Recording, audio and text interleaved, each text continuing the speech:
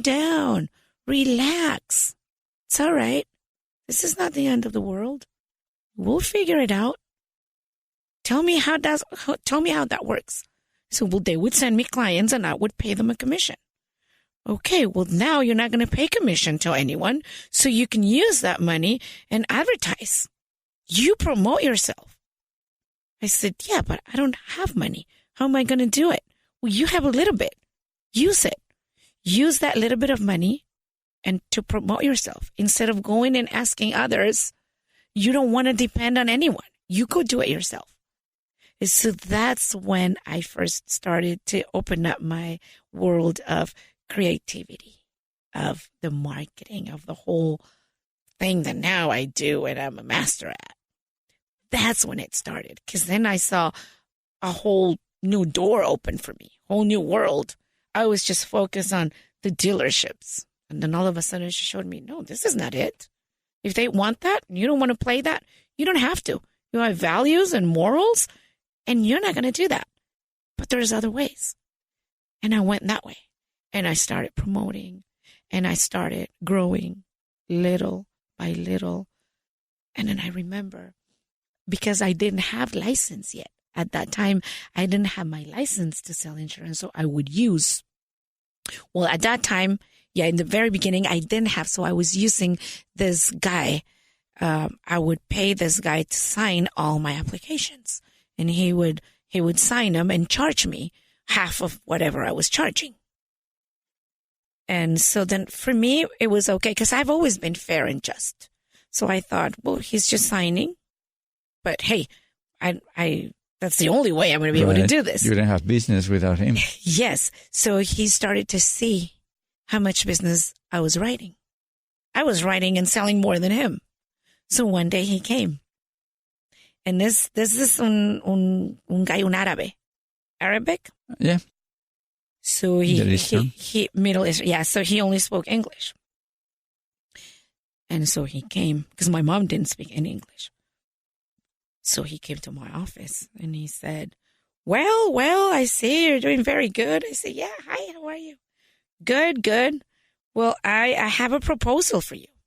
I said, sure. I want you to put my name on your business. I have an offer for you. You take down the Adriana's name and we'll put my name, and then I'm going to partner with you. And then inside me, I started feeling like, oh my God, this is great. Because his office was way bigger than mine. He had employees. I didn't have anyone. So for me, like partnering up with a guy like that was like great. But my mom was just there like, what is he saying? What's happening? But my mom could read my body language. And I was excited. And I said, ahorita te digo, espérate. And he said, yeah, we'll remove your name. We put my name. And then, because you're doing really good. And, I think I want to partner with you. And so I told my mom. Oh, no, because my mom kept, what is he saying? What is he saying? So I told her, me está diciendo que quiere ser mi socio, que quite el nombre, que no sé qué. Y me dice, no, tell him no. And she kept going with her hand on her finger. No. And the guy would look at me like, who is this lady? What power, what authority does she have? My mom, no. I said, Mama, stop. We don't have enough money to pay the rent. Even though we were selling, but I was using the resources to grow the business. So I said, sometimes we don't have money, and he's going to fix all of our problems. I don't have to go out and pass out flyers and be sweaty. Like, I don't have to do any of that. She held my hands again, like, stop. For me, that's the sign, and I do that to my kids now. Right. Stop. She's like, Adriana. She would give me that look. You're not doing anything. You know what this guy's doing? He sees your potential, and he wants to take advantage of it. And I said, what potential? What advantage? If anything, I'm going to take advantage. Here's a big, listen to me. Tell him, no, you're not going to do it. I said, Mom, ya estoy grande. I can make my own decisions. And then she looked, and she told him, no name, no change, no, my daughter. And I was like, well, what is it? No. And I said, no. I said, that's all right. We'll let you know. Right now, I'm not interested. But inside, I was like, this is not good. Why am I listening to you, Mom? I don't know. This is a great opportunity. And he's going to leave and he's not going to come back. And I started crying again. Like a little girl. I would do those things with my mom. And she's like, you need to believe in yourself. He sees that. I see it. No, you're going to grow. And this is what she told me. And this is incredible because this is the moment when she tells me, look, you're going to be so big. I see your name on the freeways. I see you. And she would do this with her hand, like pointing like at the billboards. I didn't even have an idea of the billboards because that wasn't part of my life. She's like, I see you. Trust me. You're going to be so big. Your name is going to be everywhere. And I just hugged her and I said, thank you, mamacita. But that's too much. So we went home and we worked really, really, really hard. I can tell you a lot of other stories, but at the end of the day, that was the beginning, the struggles, and the most important thing is the presence of my mom and how she believed in me, how she pushed me. How come did you go into the Hispanic market? Because, Joe, that's where I learned. In the Latino, I went to work for a Latino agency. I see. So I learned that, and plus I only spoke Spanish. And English, a little bit of English at that time. Very little. So that was your natural. It wasn't like a choice. But did you have any problem trying to sell insurances to the Latinos in terms of facing the big insurers? Yes. The Allstates, the farmers of the world? Yeah. I actually opened a door for all these companies that now exist that are for Latinos. You are pioneering, actually. Yes. Back in the day, it was an industry dominated by men and by all these, big players. So my office was like nothing. And my clients, the Latino community, was pretty much neglected, ignored. They didn't want them because people used to pay cash. Back in the day, they Sure. If anything, they would have a money order. So they didn't really believe in them. They thought they're cheesy, they're not good. So when I started to sell more, see, the insurance companies, they base their profits, obviously, they compare it to the losses. Right. And the thing is that Latinos, we come to this country and we want to be in our best behavior. We don't cause problems since there's no lawsuits. Right. We weren't, if we had an accident, we either don't report it, we take care of it ourselves because we don't want to get in trouble. So, so it was, if anything, it was the rest of the population that knew the system, that would abuse the system. Right. So, but the business model was the same or is the same like the day one that you opened your first store? Like, the person goes to your place and they pay a monthly fee and they got the protection from any or the companies that you represent. Correct. So you became a broker. Yes. Okay. So in your office, when somebody walks in, you can sell whatever insurance company you want to. Yes. So, but now I'm seeing that if you are becoming bigger and selling more, now the insurers are trying to get your attention and give them priority. Yes. So, los platos o el cake se está volteando. Se volteó la tortilla, como diríamos. So, when did you feel that you really were going to be successful and that vision that your mom had about you, when do you feel that actually she was right and you were going to be successful? When? Wow. I don't know. I think part of me started to notice that as I was going.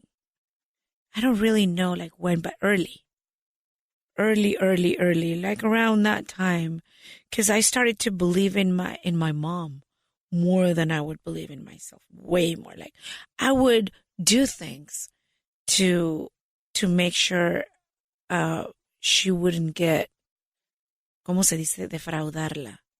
I didn't disappointed. I didn't want to disappoint her. I didn't want to let her down. So many times I did things thinking this is not going to work, but she believes in me. Was hard work? Very hard? It was very hard. Very hard. It was very, very hard, especially for me, Latina, sin inglés, y en una industria de hombres. And I'm very young. I was very, very young. And that was another problem, that people didn't trust me. Right. How can they trust a 20-year-old being an owner? So the growth was like immediate, or took you like 2, 3, 4 years to grow into that location, move to the next location? Well, from that location, it was like 4 years. 4 years in 3 that. to 4 years when I opened a second and then a third. So you didn't move to a bigger location. You just stayed there in a tiny place? No, I moved to a bigger location. How long did it take you? Oh, from the very tiny one. Okay, I get it. Okay, so from the very tiny one to the other one, 6 months. 6 months. And then that was your bigger office. Did you have any employee at the time? From the 2 little desks. In 6 months, I moved to another office. It was bigger, but it was more hidden. So the rent was still okay, but I have a space for 4 desks. And then I hire one person. That's when I hired the first person. It was still me and my mom. And from there, it was about a year, and I moved to an even bigger location. Now, a nicer place with more visibility, with more traffic, and which, cost more. And there is a crucial moment in any business when you go, well, the first stage is to be able to pay the bills, to get a salary for yourself, a little bit, extra profit so you can go out and get more clothes and all that stuff. And then you think about expanding, opening a second office. That's crucial. That's a epical moment we could say in any business. When did it happen? Within the first 6 months, I remember me and my mom split the profits, and I clearly remember I gave her $800 for her and $800 for me. That was a month? That was after like 6 months. Oh my God! That was just like one day we counted what we had. And after paying our bills, that was like our net profit. And I remember. First time ever. Yeah, the first time ever. And I gave her $800 for you. I said $800 for me. And you know what we bought? What? A ring. Awesome. We wanted a little celebration. Diamond. Yes. Yeah. So we went, we got our rings, and we were so excited. We celebrated. It was amazing. It was awesome. And then to open the second the branch? That was about a year and a half later. A year and a half. So you had employees now. So I think that at the moment you start thinking, my mom was right. Yes. I want to be successful. Oh, yes. Maybe at the 6 months when we got our first paycheck. Not paycheck, but when we did that. Right. You split profits. Yes, it felt so good, and I felt so united and so bonded and so close to my mom, and that's when I thought I always gave my 100, 200%. I always did, regardless of believing in me or not. But it was then that I started to see, yes, it's going to work. It's going to work. It's going to work. It's going to work. And just remembering. And she remembering all her secretos, sus consejos. She was like a mentor. Yes. And the mother, of course. And my friend. And your friend. That's a blessing. And my cheerleader. Now, your growth was planned? You had like a business plan, or you just, you were reacting to whatever came to you? No, I was reacting whatever came to me. No plans. You just, my goodness. In the beginning, no. It was just, okay, all right. And I started to learn. I fell flat on my face many times. What was the biggest mistake you probably had to do in order to learn, because there are always one, mistake in life that teaches you the most.